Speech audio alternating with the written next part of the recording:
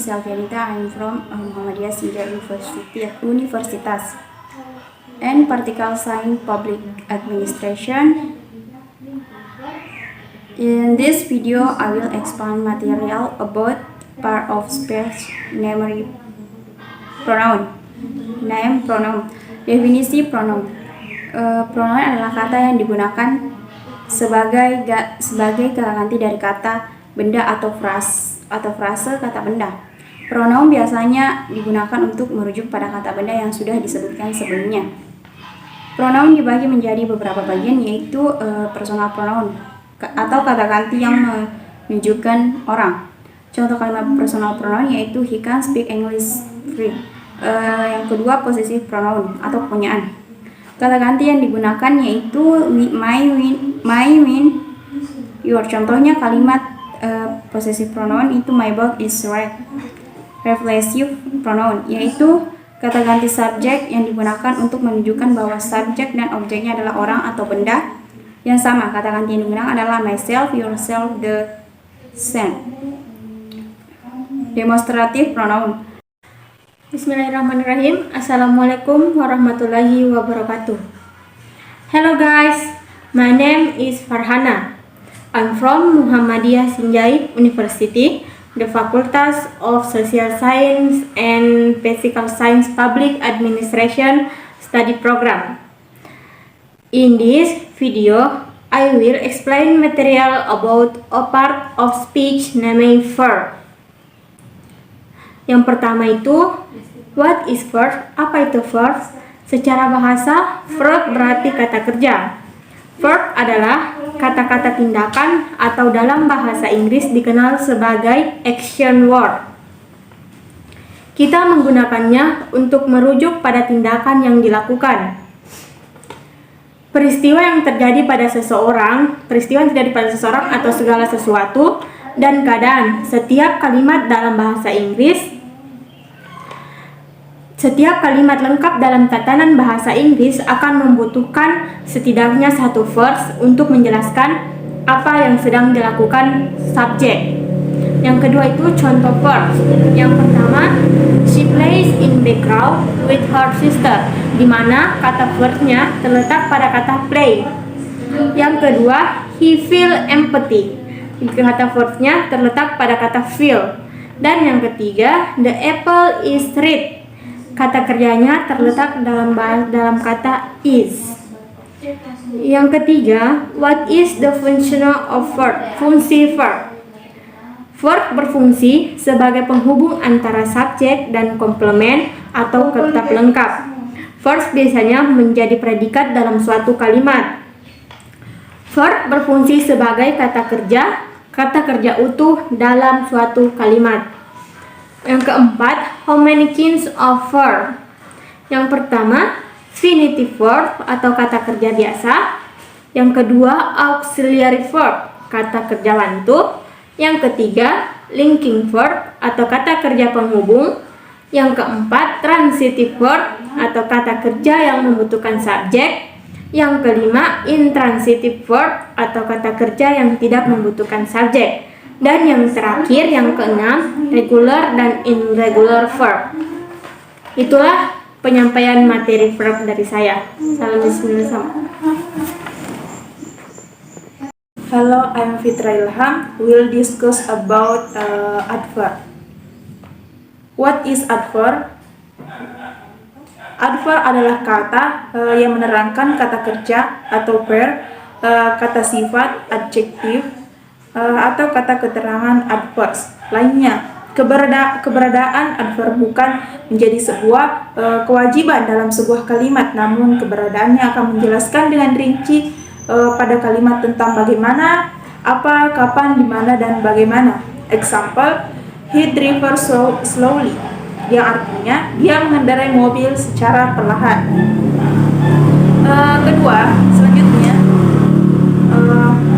where is the position of adverb? Di mana posisi kata keterangan? Adverb pada umumnya terletak di akhir kalimat, akan tetapi ia juga bisa diletakkan di awal kalimat ataupun di tengah kalimat tersebut. Pada beberapa kasus adverb juga bisa diletakkan bersama-sama di awal kalimat, di tengah, dan di akhir kalimat. Contohnya, tomorrow, I will go holiday with my friends terdapat di awal kalimat, yaitu pada kata tomorrow. Contoh kedua, we usually play badminton terdapat di tengah kalimat yang terdapat pas di kata usually. Contoh ketiga, she speak English fluently terdapat di akhir kalimat, yaitu pada kata fluently. Dan untuk contoh keempat, yesterday and my friend went to swim and the swimming pool happily, yaitu terdapat di awal, di tengah kalimat, dan di akhir kalimat. Selanjutnya, next, how many kind of adverbs, yaitu berapa macam kata keterangan. Terdapat 6 macam kalimat, yaitu adverb of manner, adverb of place, adverb of frequency, adverb of degree, adverb of quantity. Baik, untuk adverb of manner adalah kata keterangan yang digunakan untuk menyatakan cara atau bagaimana sebuah pekerjaan dilakukan. Adverb of time yaitu kata keterangan yang digunakan untuk menyatakan kapan suatu pekerjaan peristiwa yang terjadi. Adverb of place adalah keterangan yang menjelaskan tempat kejadian pada kalimat itu. Adverb of frequency, kata keterangan yang menyatakan beberapa sering suatu kegiatan atau peristiwa dilakukan atau terjadinya. Adverb of degree, kata keterangan yang digunakan untuk menyatakan sampai beberapa jauh atau tingkatan atau derajat suatu kegiatan peristiwa. Selanjutnya, adverb of quantity merupakan kata keterangan yang menerangkan jumlah atau kuantitas sesuatu pada kalimat tersebut. Note, tidak semua adverb menggunakan lie di akhiran. Ketiga, kata ini tidak boleh ditambahkan lie karena akhirnya artinya sangat berbeda. Ketiga kata ini adalah fast, hard, dan light. Ketiga kata ini Henley memiliki arti hampir tidak pernah, bukan dengan keras, dan lately memiliki arti akhir-akhir ini bukan dengan terlambat. Contohnya, I write fast and efficiently, bukan I write fastly and efficiently.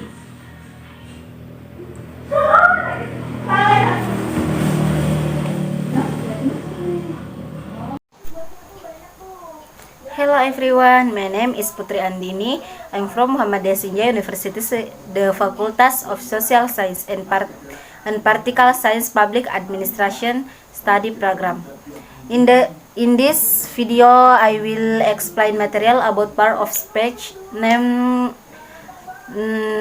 itu adjective. What is adjective?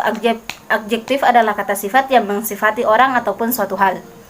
Berupa orang, yang disifati biasanya adalah bentuk noun atau pronoun yang berupa orang atau person, tempat atau place, binatang atau animal, benda atau konsep abstrak. Example yaitu she is a beautiful girl. Sinta is a delight student in my class. Peter is not a diverse student. She has a big house. How to use adjective yaitu example perempuan cantik. Perempuan itu termasuk noun perempuan itu termasuk noun atau girls. Cantik termasuk adjektif atau beautiful. Bahasa Inggrisnya perempuan cantik adalah beautiful girl. Kemudian dari contoh kasus yang tadi kita dapat mengetahui bahwa adjektif diletakkan lebih dahulu daripada noun. Adjektif yang kedua itu ada adjective order. Example, kucing hitam kecil yang gembira. Susunan kalimat tersebut yaitu noun plus adjektif dan plus adjektif. Noun kata benda mencakup segala jenis nama, mulai dari nama orang, hewan, buah-buahan, sayur-sayuran, merek, suatu produk, jenis pekerjaan, ide atau gagasan atau ide, suatu kejadian, and action, suatu tindakan ataupun konsep abstrak lainnya. Fungsi noun yaitu noun sebagai subjek. Contoh kalimatnya, the cat is eating fish. Noun sebagai objek, I eat banana. Noun sebagai objek langsung, the boy kissed the ball. Noun sebagai objek tak langsung, he give girls friends a rose. Noun sebagai kata keterangan atau preposition, my friend visit me at home. Selanjutnya, lanjutan materi tentang materi noun. Yang pertama, how many kinds of noun? Dilihat dari jelas atau tidak jelasnya. Concrete noun. Konkret artinya konkret atau jelas, adalah suatu kata benda yang dapat ditangkap dengan panca indera seperti nama orang, tempat, atau benda, dan lain sebagainya. Yang kedua, abstrak noun. Konsep abstrak adalah suatu yang tidak bisa dilihat langsung atau disentuh, tapi kata tersebut bisa dicerna oleh otak karena memang ada, seperti love, life, friendship, dan relationship.